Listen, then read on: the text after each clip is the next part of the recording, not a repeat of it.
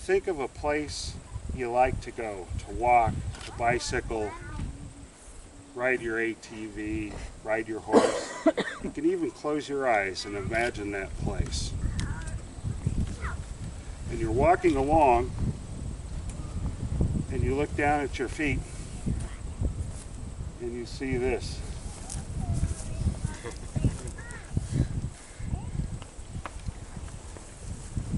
What questions come to your mind when you see that? You've just made a discovery. What questions come to your mind? Anybody? What questions come to your mind? Who lost When were that? these people here? Pardon? When were these people here? When were they here? What else? Seriously, who lost that? That's not even broken. Yeah. But, yeah. What was he throwing it at? What was he throwing it at? How long has it been laying there? How long's it been laying there? Yeah. There might be some building, like some Indian reservation under it. Yeah, an Indian site.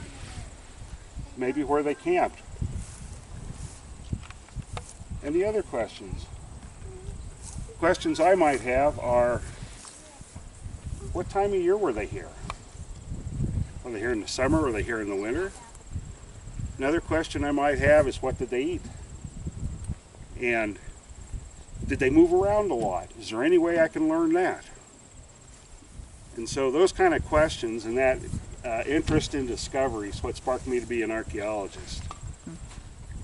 So my name's Dave McKee, and currently serving on the Fortville-Kearney Bozeman Trail Association. We're a nonprofit for preservation, promotion, and education about the Bozeman Trail and associated sites like Fortville-Kearney, Fetterman Battlefield, Wagon Box Battlefield. Really glad you're here today. If it is your first time here, restrooms over there and a couple of restrooms inside at our bookstore. Oh, please visit our bookstore while you're here. But thank you for being here. So that sense of discovery, and what we like to say is that these artifacts, things made by people, we like to call them messengers from the past. And these messengers from the past can tell us stories about the past and about the people who lived here before us. And so the whole field of archaeology is about, I want to answer these questions. How can I unlock the answers from these messengers from the past? So we're going to spend this morning digging into the past. I'm going to talk for a little bit, and then we've got 3 stations set up today. Dig boxes back here for kids of all ages. Rick Laurent, Rick, raise your hand. Rick's got his flint knapping station over there by the flag, so he's going to talk about lithic technology. And then I have set my little throwing target up down in the field down there. So after I get done talking, then you can go to whichever of these 3 stations you'd like to go to. Spend as much time at that one as you want and rotate on your own. So enjoy. I'm going to show some artifacts, and these are actually replicas made by a very good flint knapper named Rick Laurent. So I want to thank Rick for bringing his artifacts.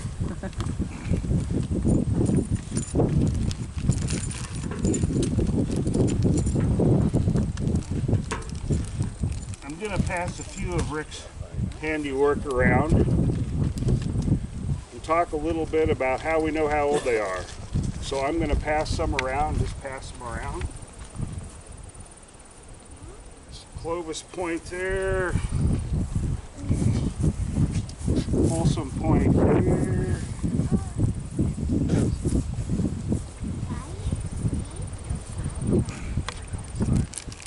So first question, how old is a point when we find it?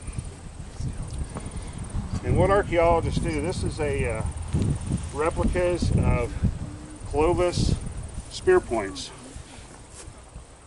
And we know these are about 10 to 12,000 years old. Wow. We know that the people who came here was at the end of the last ice age. They were hunting mammoth, they were hunting camels, And what were some of the big predators running around at the end of the Ice Age here in North America? Anybody? Yeah. I think it was maybe buffalo. Yes, big extinct forms of buffaloes. About a third bigger than modern buffaloes with horns that went out like a longhorn. And what about predators? Any predators? Do we have a saber-toothed cat or something? We had a saber-toothed cat, we had dire wolves. My favorite is the short-faced bear. Does anybody know about short-faced bears? Yeah. Bigger than an Alaskan brown bear with longer legs. So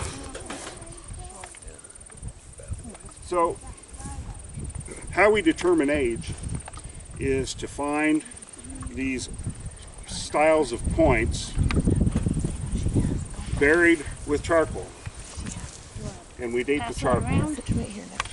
And it's not just one date, but it's many, many dates. And if you get many dates with a certain style of a projectile point, then you get a date bracket. And you can say, well, Clovis points 12,000 to 10,000 years. That's when they show up. Now you can find them on the surface, but in terms of finding with charcoal, it's always in that date bracket.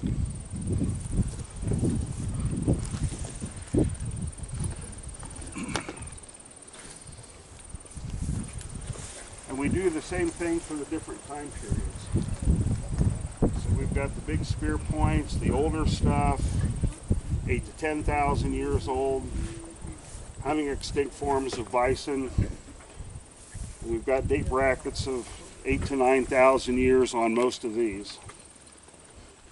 And then you see changes in style. Typically they get a little smaller, not all the time, but they typically get smaller. And now we're talking 7 to 5,000 years. And then you get the real little ones at the bottom. What does that tell us?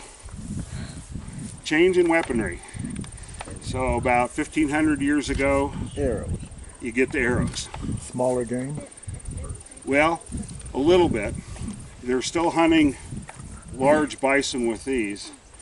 But, and Rick will talk a little bit about it at his station, but using the bows and sinew back bows, you can get up close to a bison and you can penetrate and you can get them. Did you ladies see these? You saw this one? Yes, I saw that one, thank you. Yeah. So that Folsom point, you want to hold that one up just kind of like that? So there's some interesting stories about the different points. Folsom Point comes after the Clovis, so 11 to 10,000 years. And the fascinating thing is you find Folsom points all over the West.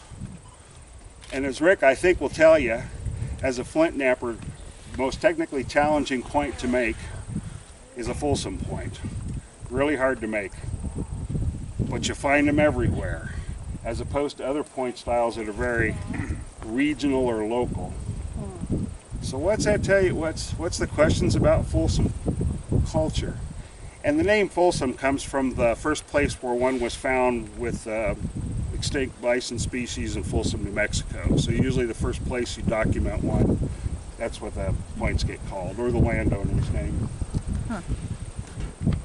So interesting story there. So a point by itself can tell you stories about the past. It can tell you how old it is. Somebody mentioned these black ones. What are they made out of? Obsidian. Obsidian. Here's another point. See everyone, see this over here? Yeah. Maybe it's around over here, I think. So there's the Folsom, or the Clovis point. So one of the cool things you can do with obsidian is you can submit a real small piece. And each outcrop of obsidian has a unique structure. Most of the obsidian that we find here comes from Yellowstone Cliff over in the Yellowstone, but we've submitted samples from the Bighorn, and a little bit of obsidian comes from Colorado, some comes from Southwest, New Mexico, Arizona. Most of these sites are pre-horse. So there's a pretty fascinating story. How does Colorado obsidian get to the Bighorn Mountains? So that's another story we can tell. Can you give us to the gentleman? What else? Thank you.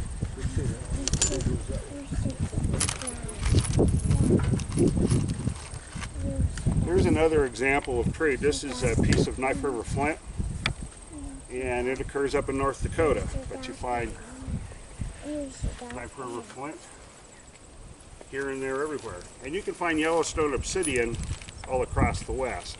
So what it tells us, even pre-horse, is that people had active trade networks. And materials, prized materials such as obsidian, are moving all around the West. And with the materials, probably bear claws, buffalo robes, I mean, you could name what people are trading. But really what interests me is that not only are they trading obsidian or Knife River flint, but they're trading news. And so I think people are informed. I always, and it's somewhat like to joke that there was a time when about 6 months after Columbus bumped into the Caribbean and thought he'd made it to India, people out here probably got news that some strange group had shown up to the east. So I think people are well informed, they're moving a lot, and they have a lot of knowledge about the country and their neighbors.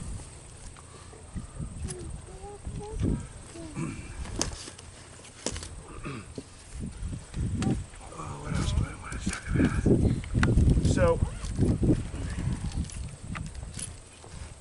this is kind of a quick demonstration. So the best sites, that's where people live, that can tell a story, has points that we know the dates of, might have charcoal so we can date, and other materials. So if you find animal bone, you can learn about what they were eating.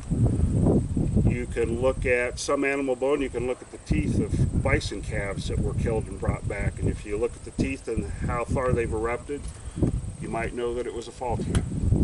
You might know that it was a spring camp.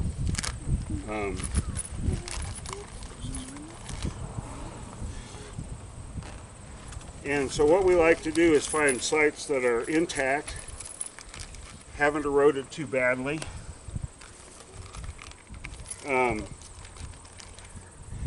And some really cool sites are ones where people have occupied the same place over and over again through time. So as an archaeologist, what you're seeing is a layered cake. The oldest campsite at the bottom, then probably some soil deposition, and then another group comes along many years later, maybe 2,000 years later. So you get this layered cake, and you can dig each layer, and you can compare and contrast what you learned. What did they do the same? What changed? What's different?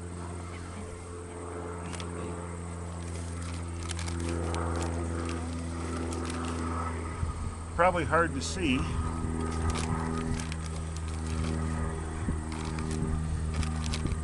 So people ask about collecting, and of course people can collect on private. That's up to the private landowner. On federal land, you're not supposed to. So is it because archaeologists want to grab all the artifacts and put them in their drawer? No. We want to tell the story. So what happens if you have a site like this, and let's say that it was used many times. Well, I know that people were here 12,000 years ago because I have a Clovis point. I know it's made from Yellowstone obsidian, so they were getting their material locally. Then they left, and about 7,000 years ago, some other people show up with side knot spear points. Okay, 12,000 years, 7,000 years, and then about 5,000 years and 2,000 years. Okay, well that's a good story. So what happens if you come by and somebody collects that? Now what's my story? I don't know that Clovis people were there. I don't know about the Yellowstone obsidian. So I've lost a chapter in the story.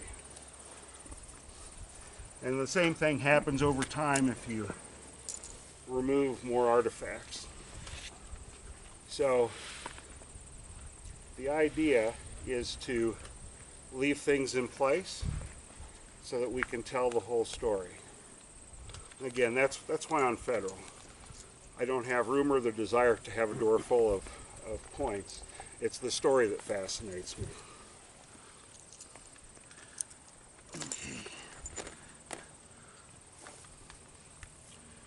Rick, I was going to talk a little bit about the waste flakes from making a tool and how you'd know, but I'm going to let you talk about it. Thanks. You're welcome. So, Do I have to do it now or can I do it tomorrow? you can do it tomorrow. However, yeah. So, but if you like archaeology, how can you get involved? And professionals and avocationals work together all the time to discover the stories of the past. This is an excavation I did over in the Black Hills, William Spring site. And we have a program called Passport in Time. Forest Service and BLM has this program. And you can get online and sign up and come volunteer on a variety of different projects. So this is an excavation. This is one of those cool sites where people were there many times over the years so we could compare the layers. So here are some of my volunteers excavating. So we opened up a big block and dug down very carefully.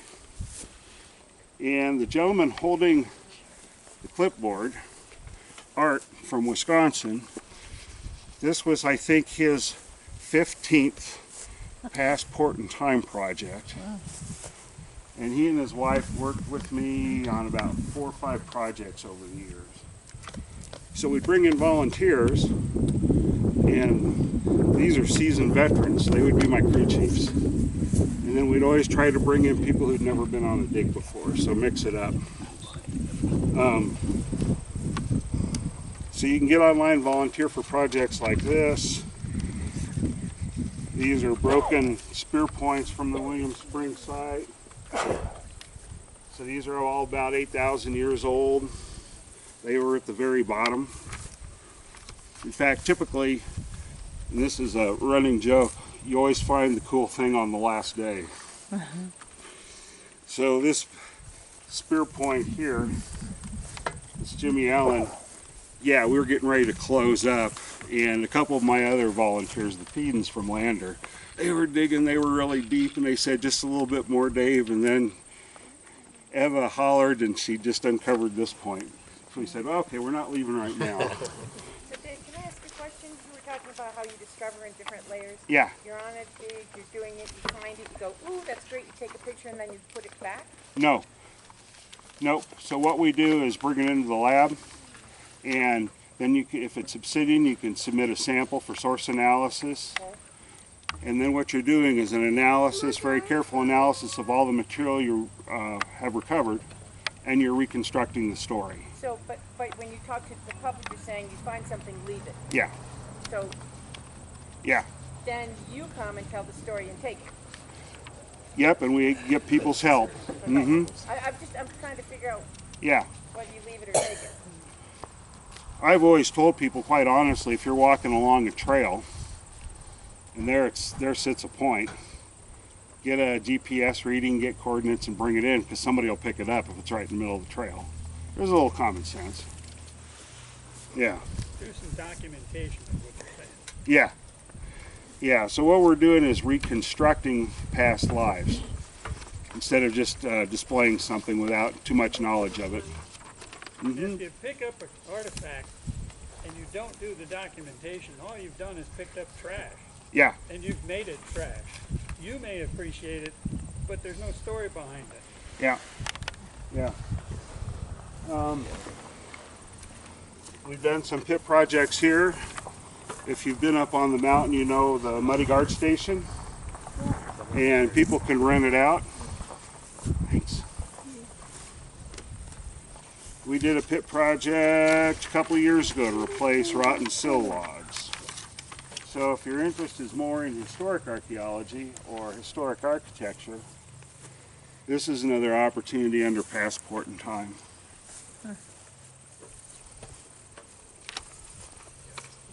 And last one I'll show is another pit project we did, and this was down on the Medicine Bow Mountains, excavating a turn-of-the-century logging camp, or tie hack camp. They were cutting railroad ties.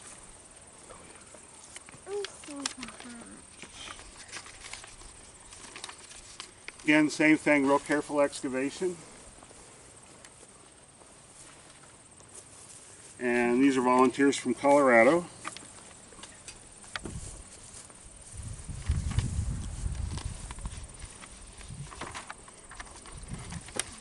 I was interested in what tie hacks were eating in that camp because they were up there all winter. So this is in the middle of the dump. And everybody wanted to work in the dump because that's where everything was. And then they discovered they had to map everything in they found. So I was like, I don't know. But this is the animal bone. So what we discovered in the dump was that they were butchering hogs and domestic turkeys. And that was the meat they were eating. So we didn't find any deer, we didn't find any elk. They were busy cutting railroad ties. What years was it? This camp was occupied between 1906 and 1911. For historic archaeology, we just go to the historic documents. So we had the original timber sale contract, which was pretty cool. And then of course, in their camps they had medicine bottles. So another interesting thing is you can get the 1898 or 1902 Sears and Roebuck catalog and find out how much they were paying for patent medicine. Wow. These were fun. This one on the left, or on your right, is medical discovery. And the one in the middle is my favorite patent medicine bottle of all time. And it's embossed Hamlin's Wizard Oil. So I don't know what was in Hamlin's Wizard Oil, but I bet a little shot of whiskey. Yeah. Anyway, when we do the excavations and the projects, the historic restoration, we try to let media know so that and invite people to come look. And we can talk about the past. For the tie hack one, we did interpretive signs along the road.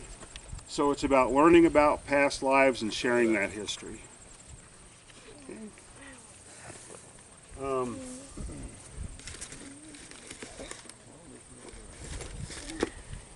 I'm going to stop, but I do have a printout of the Passport in Time website. So if you just want to go look just out of curiosity, or if you say, you know, I might want to volunteer. And I didn't show you pictures, but it's always a family affair. So, like, my son was your age when he was excavating. Wow. And he and one of his little buddies from Spearfish, this was up in the Black Hills, they'd been about 2 or 3 digs so they could slowly excavate and they could piece plot stuff. So when we had new volunteers come, we'd say, well, you got to go to the kids' pit and they're going to teach you how to dig. And so I'm going to pass these around. You don't have to take one, but feel free to take one.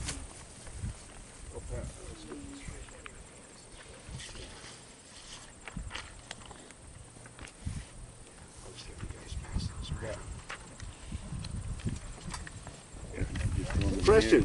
Yeah, so with the arrowhead, is it dating exact enough, or can you tell like where the technological breakthrough was and how it kind of worked its way around? It's a good question. It's a general bracket. So you get these radiocarbon dates with the associated point style, and they group. And so for Folsom, you know, we find Folsom and date them, but you don't find them after 8,000 years. but it could have been anywhere between 8 and 10, or 8 and 9,000 years. And you'll get a cluster of dates. So not exact, but you can do a bracket. And then the technological breakthrough, was that due to like tools they were using, or just over time, trial and error? Or? Could be. I think when points get smaller, you see the introduction of the atlatl throwing stick. They put aside the spear, and then now they have the atlatl darts and they get smaller. And then when the bows and arrows show up, then the points get even smaller, and it's all about the bow and the arrow shaft rather than the stone. And then there's a cultural thing. Again, why do fulsomes, which are the hardest to make, show up everywhere? Is it because to be right, to be cool, you have to do fulsome? Or maybe it was really good technologically? You know, there's possibilities. So I think some of it's cultural for point styles. Is anybody be able to discern any difference performance-wise from a fulsome to a Clovis? Or? I can tell one story. My old professor in Laramie, George Prison, he was really interested in Paleo-Indian, and he had that question. So he decided the only way to test it was to make the different point styles and then go to South Africa, which at the time they were doing elephant depredation hunts, reducing herds. So they would take an elephant down, and then he had the different point styles, and he would stab them to see if, how effective they were. And what his determination on that little experiment was, they were all pretty effective. But I will tell you the story. This was many years ago, so to do that, he had made all these Paleo-Indian spear points and put them on 4 shafts, so they're like that, and then he would stick them into the long dart, the long spear. And he went through LaGuardia Airport, and in his briefcase was the spear's points, and so they x-rayed his briefcase, and they said, "What's that?" And he told them where he was headed and what he was doing, and they said, "That has to be the truth. It can't be." So, but good question. So I think the different styles are equally effective, at least based on what I've been told. Cultural. Culture. Yeah. Okay? I'll be more than happy to talk more about that. Excellent. Right? You know, and I have examples of atlatls and 4 shafts and some other stuff over there on the case file. Good. So that if folks have questions more about the specifics. Dave went to school because he was a genius and he was a great man. I went to school to learn how to make arrowheads, and I found out that they didn't teach that. So it was kind of a disappointment for me. But the 9 years in 8th grade were the best time of my life. So that's my general comment right there. You betcha. Other than the first part, which isn't true. But, Dave was a bone man, because when you go through school, you specialize. And one of the things, Dave, you correct me, he spent a lot of time in the bone lab where I was a lithics person. Because those are specific elements. When you get into an archaeological site, you can't expect every person there to know everything about how to do pollen analysis, how to do soil analysis, how to do lithic analysis, how to do bone analysis, how to do radiocarbon stuff. So when you go through school, a lot of times you begin to specialize and find your niche, because you really, you know, Dave enjoyed bones. I like just sitting out in the back, smoking cigarettes, drinking beer, and making arrowheads. You know, I mean, that was my idea of school. But, you know, different things for different folks. And we worked a lot with geo people, geologists, because when you get into these sites, you've got to look at sediment, how the site was buried, what factors over 10,000 years may have moved the artifacts, and all sorts of things of that nature. yeah. Good stuff. So I'll stop rattling on. Pick a station that you'd like to go to. Rotate when you want to see something different. I'm going to go down by my atlatls, but Rick's got the flint knapping and Kristen's got the dig boxes. So thanks for coming. Thank you, Dave. If you come over